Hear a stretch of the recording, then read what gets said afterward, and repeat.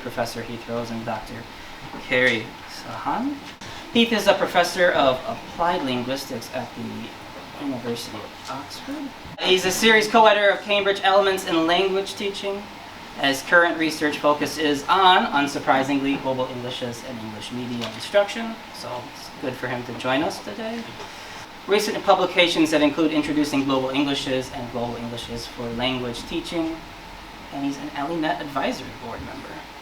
Talking about Kari Sahan. Kari used to be also one of the assistant directors here, but now she's moved on to bigger and better things. Lecturer in SLE at the University of Reading. She's program co-director for Masters in English Language Education in Guangdong. And she has lots and lots of expertise and research interests on implications of English as a global language for teaching and learning. And now she is also one of our advisory board members. And thanks to the ELINET organizing committee for a wonderful job. It's nice to see that this committee doesn't do things in halves. Most people at a launch of an event might do a half-day conference or even a full-day conference if they were ambitious. But no, ELINET being such a wide network, I think it's quite impressive that you're really kicking this off with a 3-day hybrid conference. And so I'm sure, anyone that's organized a conference, let alone a multiple-day one or a hybrid one, will realize the amount of sheer effort that's gone into this. So thank you once again to the organizing committee.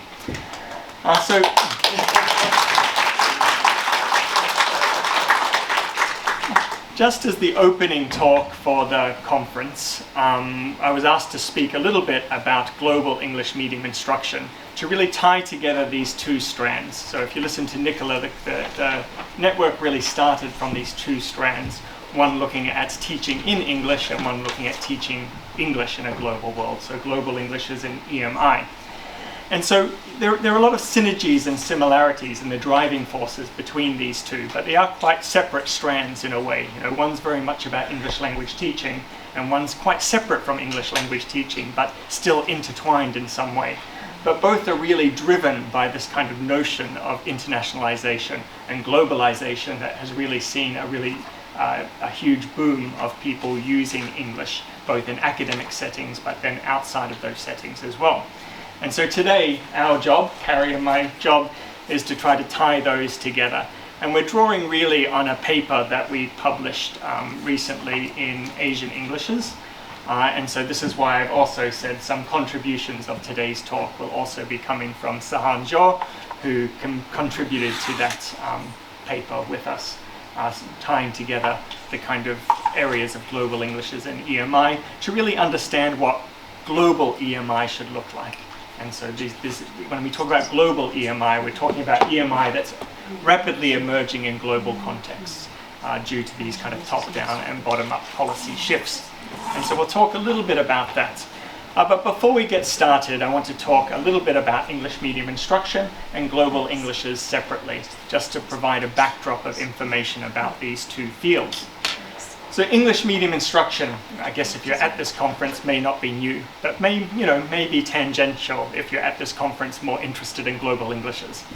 What we've seen with EMI is trends towards internationalization, particularly in higher education, and the spread of English as an international language of science and academia. And as a result, a growing number of higher education institutions have elected to teach some or all of their academic subjects through English. And so some, like Chapel, have referred to EMI as the most significant trend in educational internationalization. And we're seeing a kind of rapid emergence of EMI programs around the world.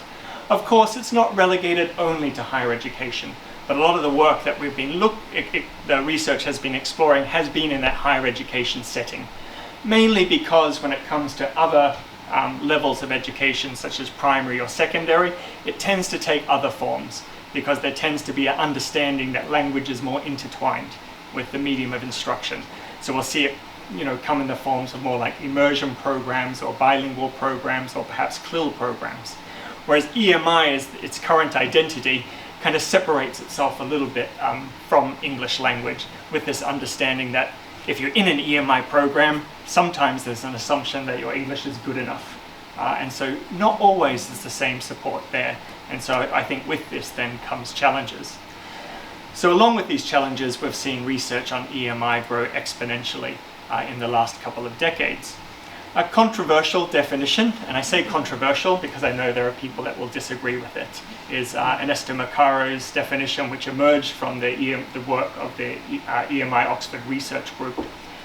It was defined as the use of English language to teach academic subjects other than English itself in countries or jurisdictions where the first language of the majority of the population is not English. And so if we see a definition like this, we see that this definition places the emphasis on focusing on content only. And so there's not really any explicit mention of language or language support as intertwined. Different alternative definitions of EMI will see it as closer to CLIL or content-based instruction, such as this one by Taguchi that says EMI is curricula using English as a medium of instruction for basic and advanced courses to improve students' academic English proficiency. And so we see quite a different definition here that is maybe a little bit more upfront with a lot of institutions' aims, which is actually not to only teach content, but there's an assumption that students' language will develop.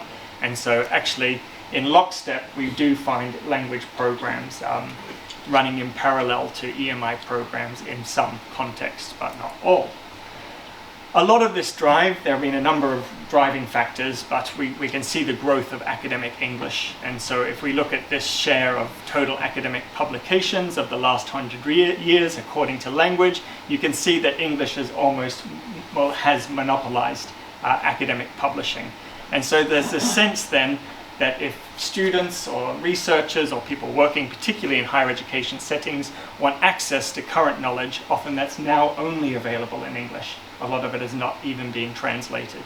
And so, I think this was one of the original driving forces towards EMI in higher education. We saw it kind of higher research levels, but it's trickled down into other programs, undergraduate programs, and so forth now.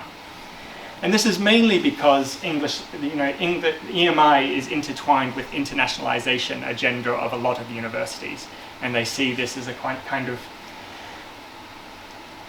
universities will see it as a simple fix, but us in this room will know there's nothing simple about it, right? It comes with a lot of complications of a way to internationalize, that if you Englishize your curriculum, you can increase chances of student mobility, faculty mobility, access to global knowledge sources, and this will be a way to internationalize.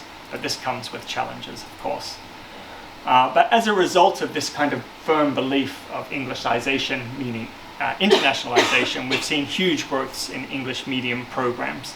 So English taught programs in Europe at the undergraduate level have increased exponentially in a very short period of time, from 55 to 2,900 programs in just a span of 8 years. In China and Japan, we've seen huge policy reforms to encourage EMI at top universities, and then EMI is now this galloping phenomenon. And there are a lot, as I mentioned, internationalization is just one of the driving forces, and there are many more, some of which were uncovered in that work that Nicola mentioned in her opening, that emerged from the Asian context, but I think rings true for a lot of universities around the world, that they see EMI as a way to gain access to cutting-edge knowledge, increase global competitiveness, increase income. We see this in places like Japan, where they have a falling domestic student numbers that they're trying to make up with international numbers, enhancing student and lecturer mobility, enhancing employability of graduates, improving English proficiency of graduates, access to up-to-date knowledge and research, and also as a reflection of developments in English language teaching. And a lot of these assumptions, actually, we should say, are largely untested. And so I think there's room for a lot of research to really answer these questions. Does EMI truly lead to global competitiveness or enhanced student mobility or better jobs, better income? What we also should understand from the outset is that EMI doesn't come as one form. Okay, it seems to be used as a catch-all term to cover a lot of different models of how EMI is presented in actual curricular developments. And here we've got a little bit of a graph here that maps it onto how language is intertwined with EMI in just 4 models. There are obviously different, more than just 4 models in work, but these kind of reduce it into 4 main categories. And so we can see some universities will adopt a preparatory year model, which will be similar to what we can see in Turkey. We see that students will take a 1-year intensive pre-sessional program before they enter the EMI program. This, of course, comes with challenges. We see concurrent support models where students take in-sessional language support, so often EAP or ESP, alongside EMI programs. And so in this way, it looks a little bit more like CLIL programs. We see selection models that kind of mimic what we would see in Anglophone universities, where students have to meet specific English proficiency standards before they start. And there's what Ernesto Macaro refers to as the ostrich model, which is basically burying your head in the sand and ignoring all students' needs around language. So you don't require students to receive any kind of proficiency level before entering the university, but you also don't provide them with support. So they're really on their own. And so really it's these top 2 models that we see that we want to promote in EMI, in that the selection model is largely seen as anti-egalitarian, in that if we're having these proficiency standards, we might be excluding students from certain university programs. And if we believe these assumptions, that EMI, studying an English taught program, leads to higher success, better mobility, better jobs, it's very egalitarian if we're excluding students from the outset based on language alone, on their ability to be an engineer, to be a chemist, to study medicine. And so that's a little look at EMI. Now, what about Global Englishes? So Global Englishes is an inclusive term that includes the work of a number of related fields. That is World Englishes, with its identification and codification of regional varieties of English. English as a lingua franca, which examines English within and across different borders. And English as an international language, which largely grew out of the North American context as a paradigm for rethinking practice in English language teaching. And so Nicola and I previously have used Global Englishes to kind of include a lot of that work, which we see as highly interrelated, important, particularly because there are strong teaching implications of it. The main driving force of interest in Global Englishes is the people in this red chart here. Basically, the red part of that graph looks at lingua franca speakers, and the blue part of that graph looks at mother tongue speakers of English. And so what we see here is that lingua franca speakers of English are by far the global majority of English users today. And so this is what we're talking about in terms of the importance of Global Englishes for language teaching.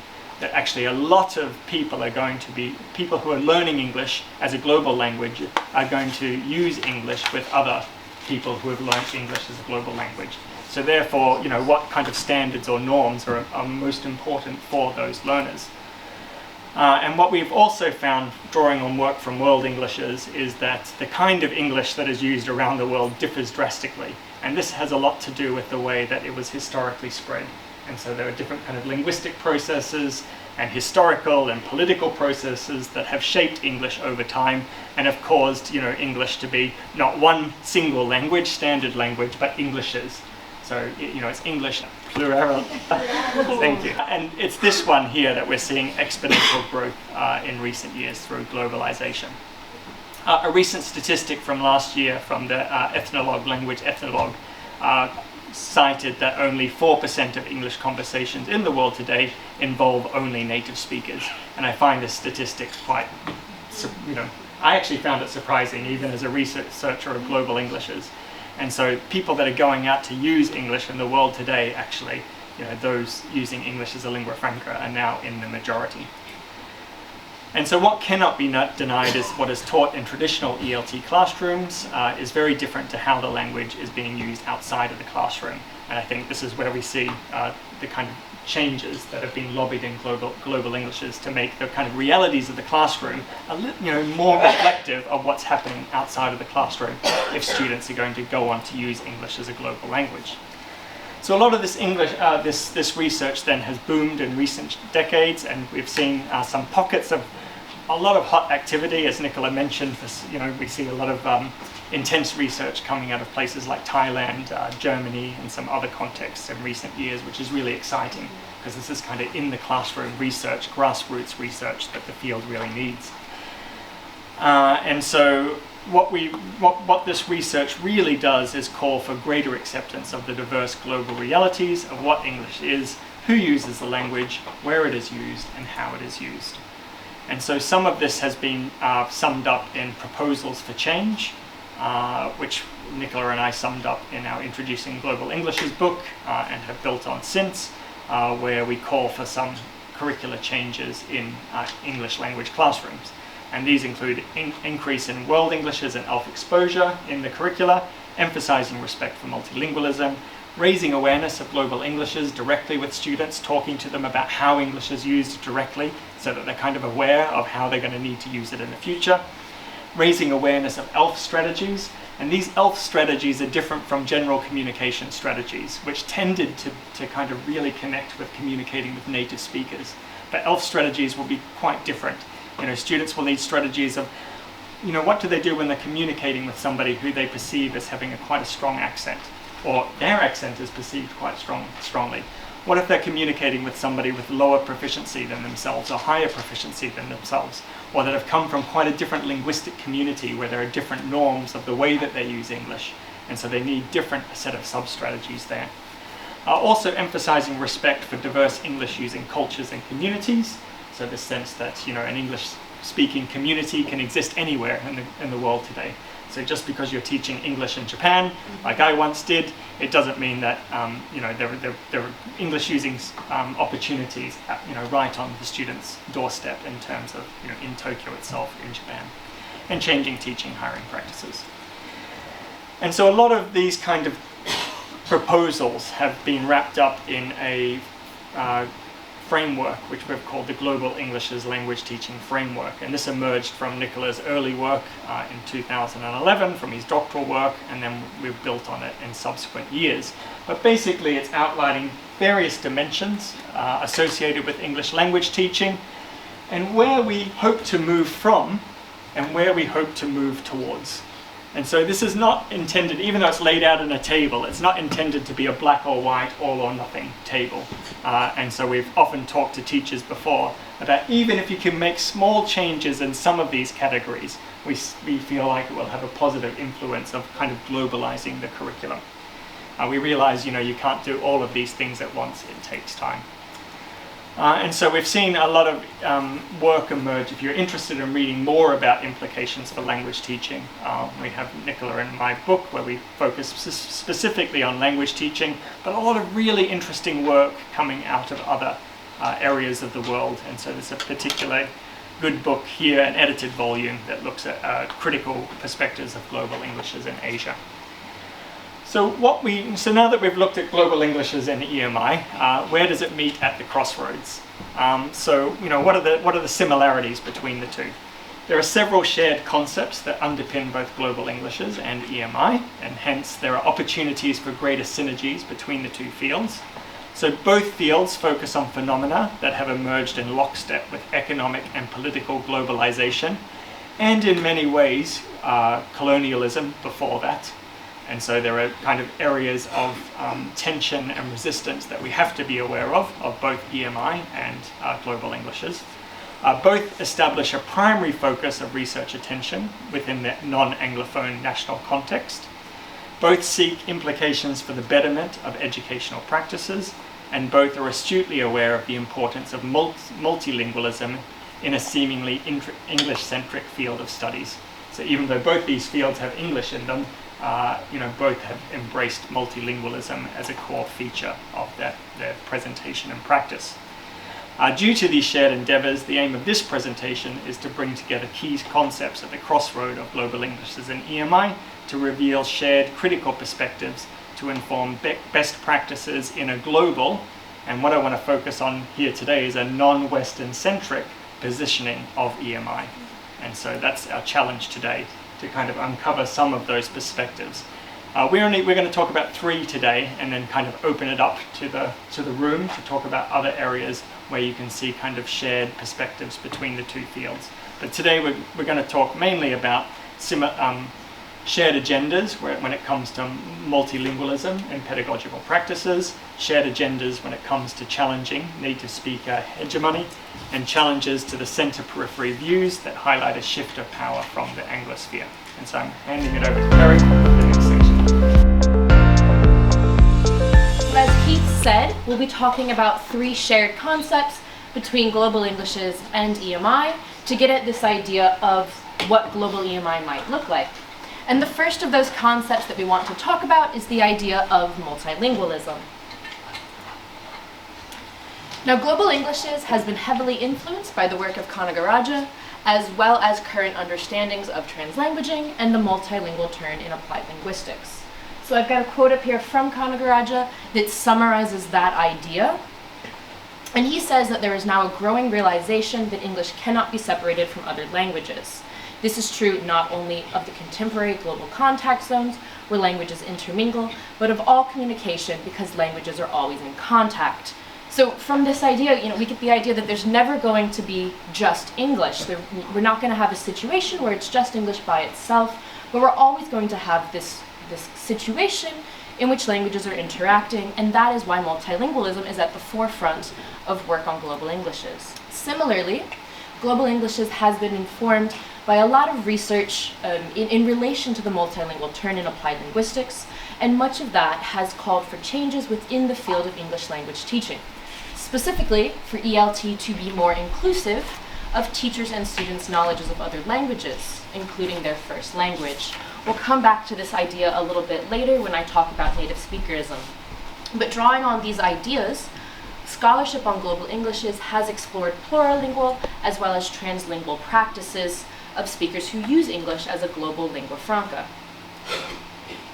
However, this body of research is not without critique, and that's where we want to start our focus on multilingualism today. Some scholars, especially those from the Global South, so again, moving away from that Western-centric focus, they have criticized this idea of a multilingual turn as being Western-centric. Specifically, Sugiharato called the multilingual turn a vacuous concept, because he says that it ignores the deep realities of multilingualism that are a rich part and an ongoing part of the history of many parts of the world. So the idea of there being a multilingual turn assumes that at some point, we didn't have multilingualism, and then suddenly we turned around and realized that multilingualism exists. But for many parts of the world, certainly throughout the Global South, as well as in many post-colonial contexts, multilingualism is a reality. And so if we take that as our starting point, this idea of suddenly embracing multilingualism is ignoring the fact that millions and millions of people live their lives multilingually and have been doing so for a very long time.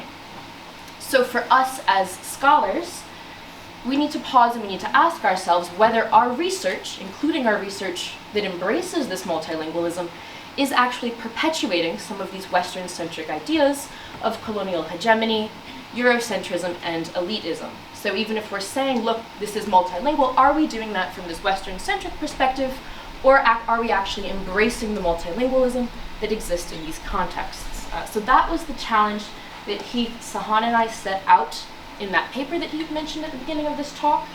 And so over the next couple of slides, I'm going to try and walk you through this, through our thinking, with examples of translingual and multilingual practices from EMI research in non-Western contexts. And as you are probably familiar with, if you're in this room, there's a lot of really great research in this area. Throwing them on the slide here. There's a lot of really great research coming from non-Western contexts. So I've got some studies here that come from Nepal, some from Hong Kong and mainland China. I think I don't know if I've got Turkey here as well, but there's lots of great research in many different contexts.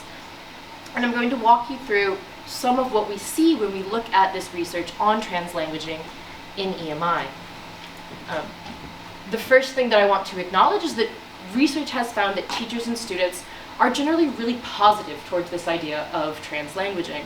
So we see not only that translanguaging is a reality in EMI classrooms, but then teachers and students, they embrace this, they say that they like it, and they say that they do it.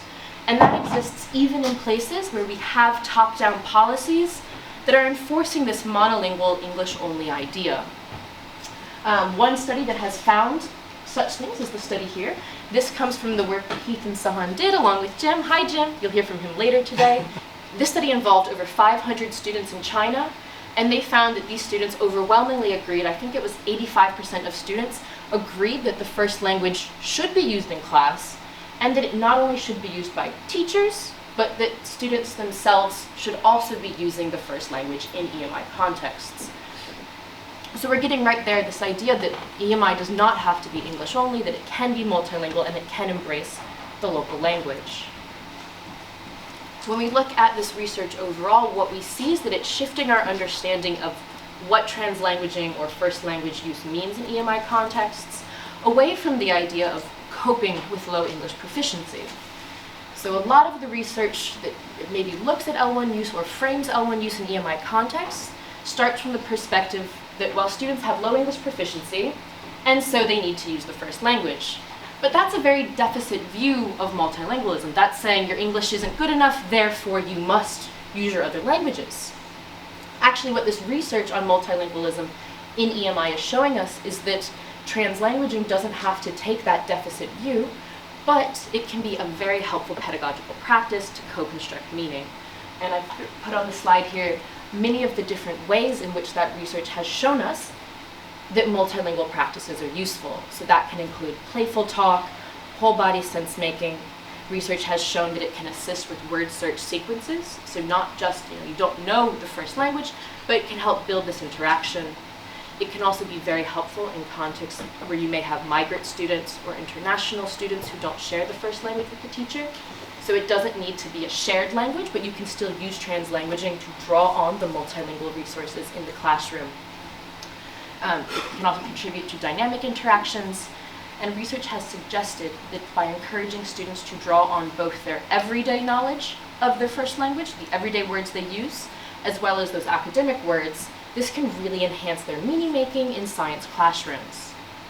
And research has also suggested that through translanguaging practices, we often see more higher order questions in EMI science classrooms. So that research on translanguaging, it tells us that not only are EMI classrooms inherently multilingual, but we also see that that in many of these classrooms, the teachers and the students share the first language. So it's not that we necessarily have an international class where everybody is speaking different languages, but it might be a context in which nearly all of the students, or perhaps even all of them, have the same first language as the teacher. And that is shifting our understanding of what global EMI is away from this Eurocentric understanding that EMI results from having high levels of international students. So EMI is not necessarily the result of international student mobility. We're not necessarily using English in the classroom because it's the only lingua franca available to everybody. Now, obviously, and of course, there are international students in contexts around the world, including these contexts in Asia that we looked at in this paper. But when we look at this work on translanguaging, we're seeing that the decision to teach through English, it's part of a really complex sociolinguistic situation, and there's many factors that go into decision making when it comes to EMI. So it's not just that necessity of international students. And that understanding of multilingualism, it opens new spaces for critical research that challenges the notion of EMI being a monolingual endeavor, and it challenges the notion of English being that necessary contact language because of international students. It also challenges the idea of the first language not being possible because of international students. We're really seeing that there's a whole range of ways in which multilingual practices are manifested in EMI contexts. And this research is showing us that translanguaging practices can be very empowering to the multilingual teachers and students that use them in EMI classrooms. So I want to move now to that second concept that Heath introduced at the beginning, and that's this idea of NativeSpeakerism. Before I begin talking about NativeSpeakerism, I'd like you to just take a few minutes to look at the titles that I've got here on this slide. These come from various textbooks or posters in different contexts.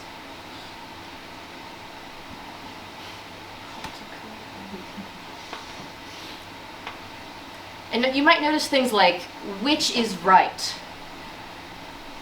how to be correct in English, student error correction guidebook, learn English 300% faster. Most common mistakes made by non-native speakers of English. There's very much an idea of correctness, rightness, and if we look at the images of the people who are used on this slide, we see that they all sort of look the same way, don't they? Well, those examples point to this idea of native speakerism. Native speakerism is an ideology that refers to the native speaker, and that really should be in scare quotes because we can problematize who is a native speaker, but it refers to that native speaker as the ideal representative of the language and culture. Now, this has very negative consequences for language users who are not categorized as that native speaker. So it leads to an othering, and it creates a separation between members of a linguistic and a professional community. In other words, if you're a teacher, you're either going to be categorized as a native speaker or a non-native speaker. And the ways in which those categories are constructed can be very problematic.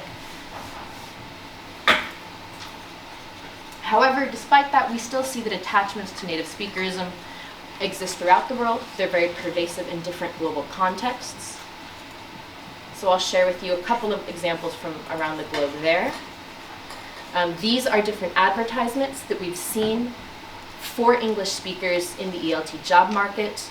You can see from this advertisement in Poland, they want a native speaker of English with a neutral accent.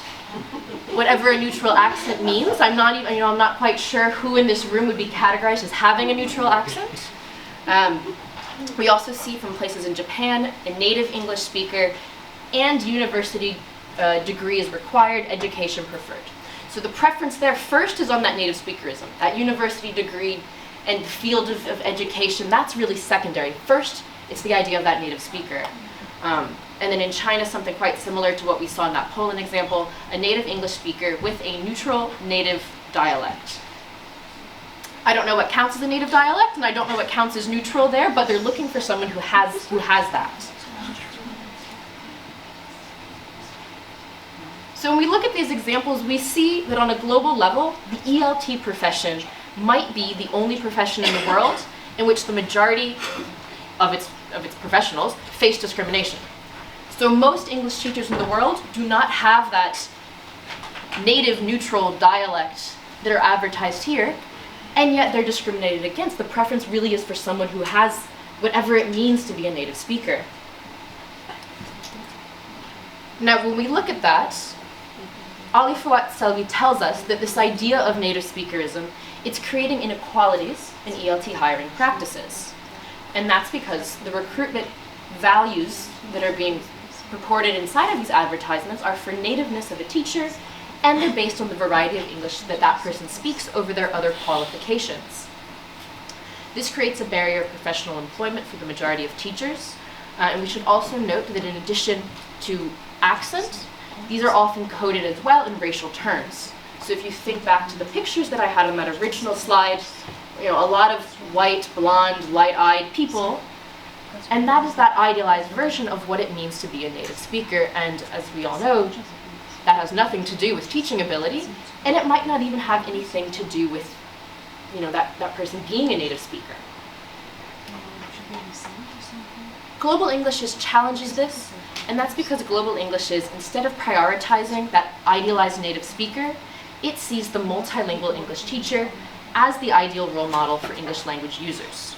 If you think back to some of the graphs that Heath was sharing earlier and some of the statistics he showed us, most conversations in English are not going to be between these two blonde-haired, blue-eyed, neutral native accent speakers. Instead, they're going to be between people from diverse communities, from different cultural backgrounds, with different language backgrounds, and so that multilingual English teacher is going to be more likely to represent an authentic global user of English.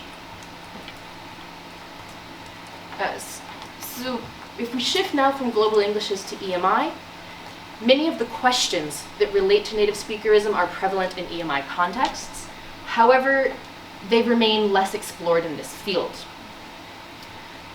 Particularly with respect to teacher recruitment, there has not been the same level of debate or research as we see in the field of ELT. We do have some evidence that native speakerism is very strong when it comes to hiring practices in EMI, and this is very concerning. So a study that we did a couple of years ago now, it was a global mapping study. I'll be talking about this in more detail tomorrow. But that study looked at 52 different nations and looked at the implementation of EMI there. And what we found is that in many contexts, there was really a preference for hiring EMI teachers who had received their postgraduate degrees from Anglophone universities, or who had some kind of overseas study and work experience. And we would argue that this coding of Anglophone university, this coding of overseas work experience, it's native speakerism masked again. There's this idea that if you go abroad and you study here at the University of Glasgow, somehow your English is going to be so much better than if you had stayed in your home country and done a PhD there. And that's simply by the fact that you stood in this native speaker space for some amount of time. Nicola and I also worked on a study in Vietnam and Thailand, and we found something really similar there. We found that in Vietnam and Thailand, both countries considered a degree from abroad as an essential requirement for EMI teachers. So again, that idea of needing to have gotten your degree from an Anglophone country. But also in this study, we asked teachers and students what traits made someone a successful EMI teacher, and they didn't say native speaker, they didn't say native accent. Those were very low in terms of their preferences. So there's a tension here between hiring practices that are saying, you need to reach this idea of native, whatever that is, and what teachers and students are actually recognizing as being necessary on the ground.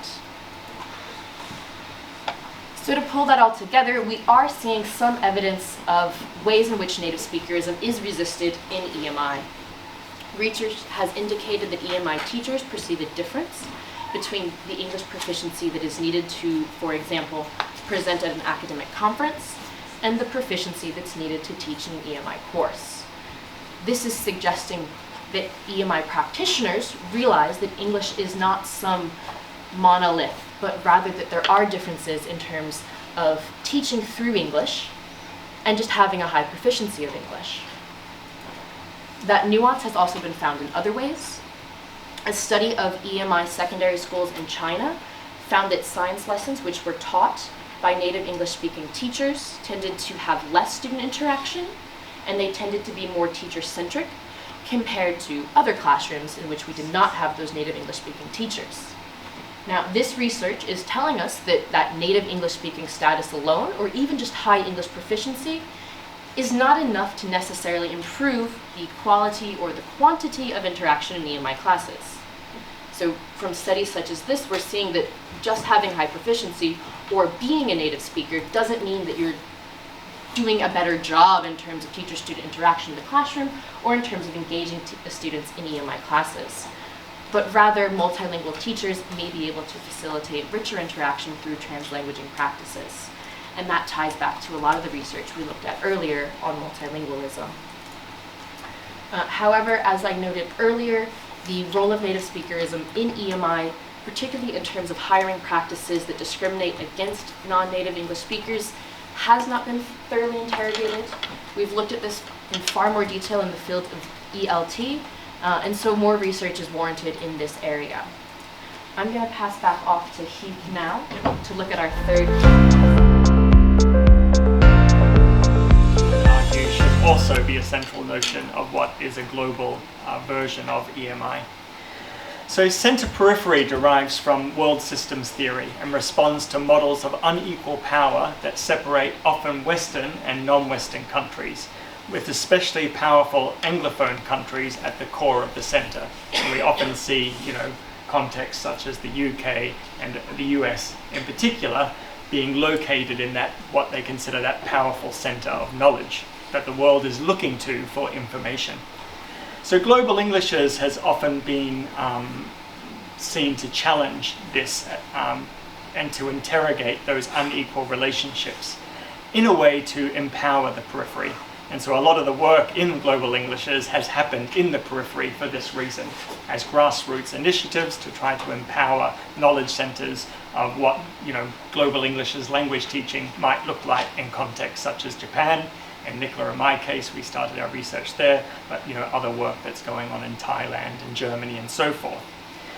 So what we see is that in the TESOL industry, this is quite a powerful notion to find resistance against, because there are definitely powerful centers of English.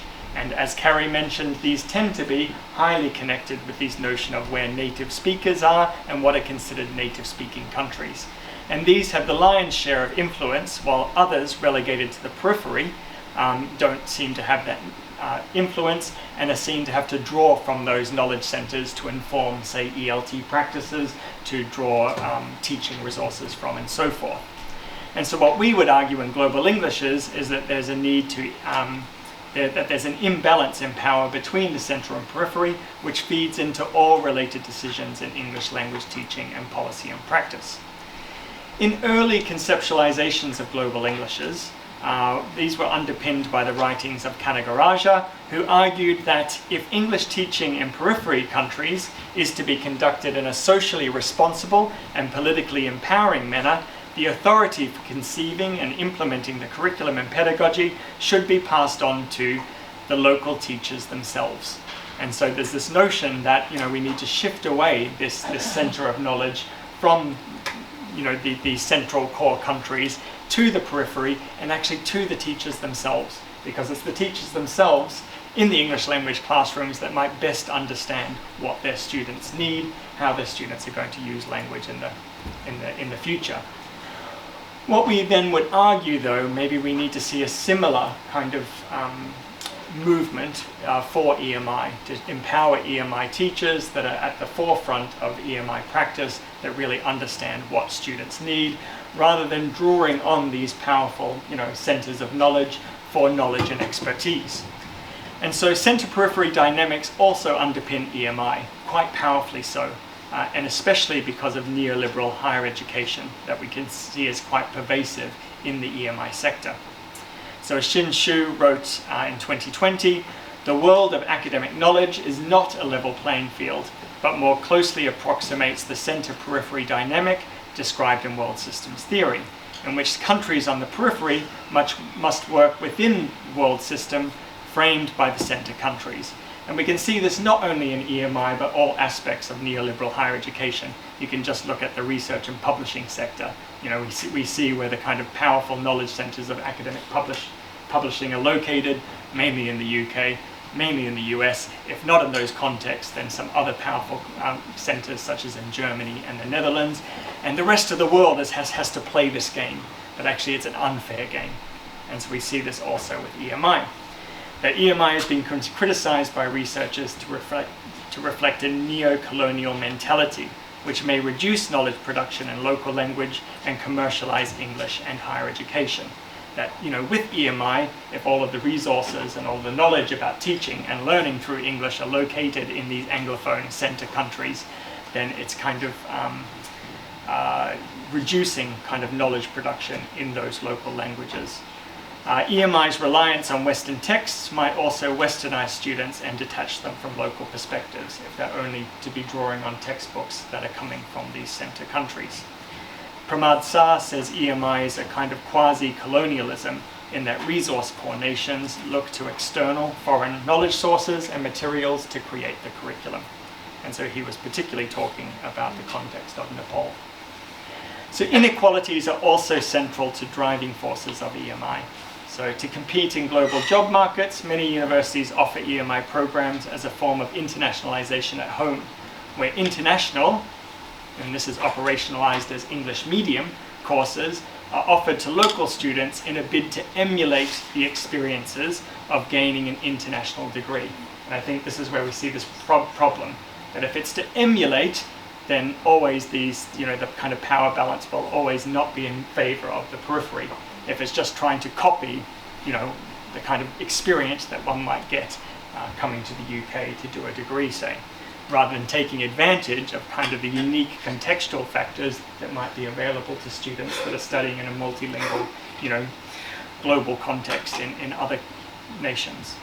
So in Kirkpatrick's review of EMI in universities in East and Southeast Asia, he observes that EMI has developed at the expense of local languages in academia and introduces English ways of thinking into the curriculum.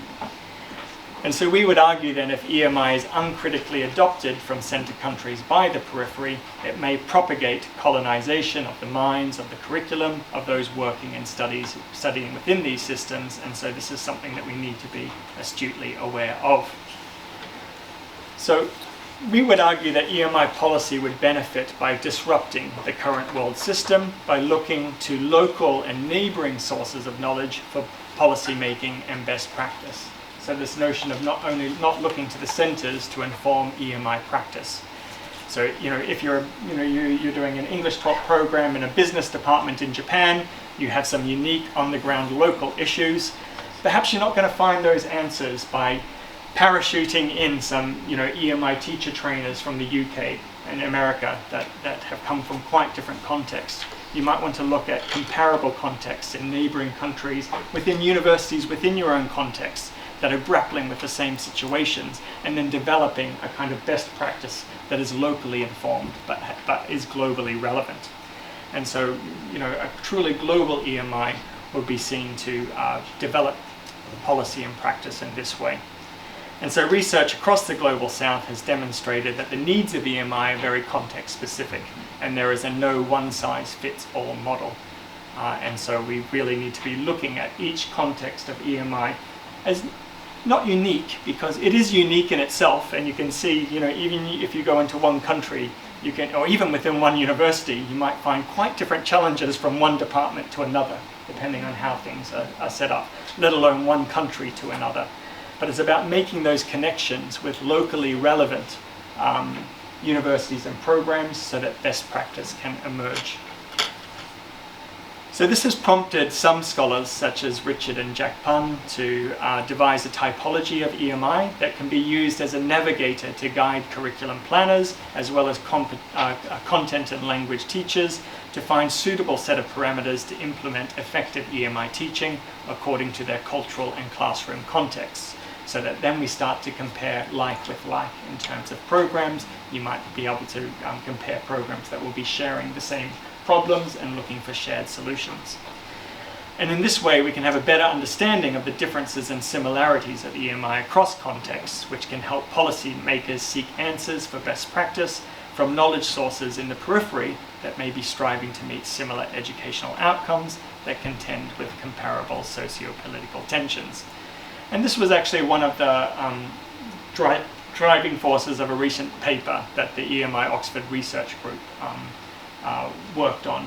And this was a way to try to look at dimensions where EMI might differ, so that we can start to, when we're looking at comparative EMI programs, that you can compare like programs with like programs. So for example, if you're an EMI program that is very typified by multilingual or bilingual practices, which are some of the work that Kari had mentioned. We do see EMI programs where multilingualism, bilingualism is part and parcel of those programs, that if you're going to be looking for solutions to the problems you're having in those contexts, you might want to try to look at other contexts that are underpinned by these multilingual, bilingual practices. And so it's about finding, suitable EMI contexts where best practices can be shared. And so a lot of this paper, the driving force of this paper emerged out of conversations about whether Anglophone countries should be considered EMI. And so I think that our research group takes quite a strong position on that we see EMI as a kind of phenomenon, that it's this phenomenon of students switching to English.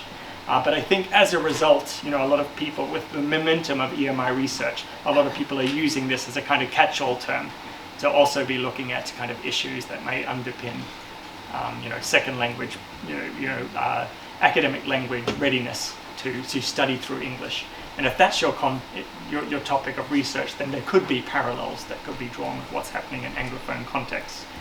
So it's about ensuring that your EMI program at least shares some of these dimensions with other programs where you're drawing knowledge from.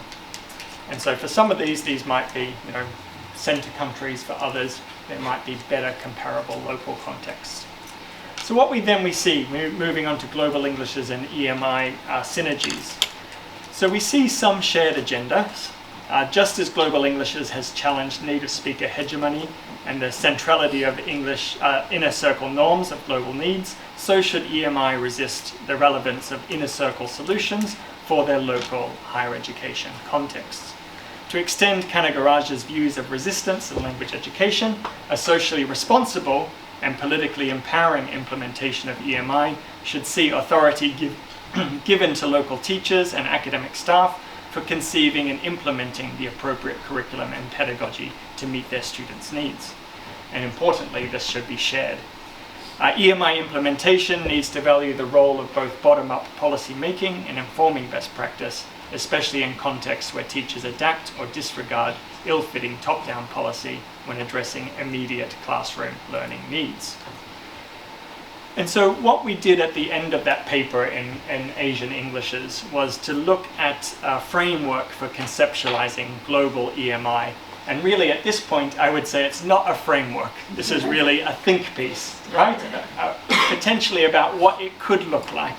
And we did this by looking at those dimensions of the Global English as Language Teaching Framework and saw, well, how many of these seem to be relevant for EMI? And so looking at these possibilities, we concluded that global EMI should be seen as owned by a global academic community, so it's not the property of the Anglosphere, but also not, it's not excluding it either and its knowledge bases. It's inclusive of diverse educational cultures, so it does not require nations to adopt foreign pedagogies to get the job done. It's flexible in its norms of practice and takes on multiple forms. There's no one-size-fits-all model. It places importance on qualified, competent teachers, so it does not place greater importance on recruitment of native English-speaking teachers or teachers with degrees from Anglophone countries. If you want the best and competent chemistry EMI teacher, you need a competent chemistry teacher that can teach through English. Where they did their degree should be irrelevant. It looks to local communities and salient comparable contexts for sources of learning materials, so it doesn't uncritically borrow from centers of knowledge. It views knowledge of other languages and cultures as a resource and encourages students and teachers to make full use of their linguistic repertoires. It defines the needs of students based on local and global demands, so it does not uncritically emulate foreign curricular outcomes. It views the goal of EMI as developing multi-competent graduates, so it does not see the achievement of native-like proficiency as the central goal, and is multilingual and translingual in orientation. So they were some of our ideas, and as I said, this was intended to be just an initial thought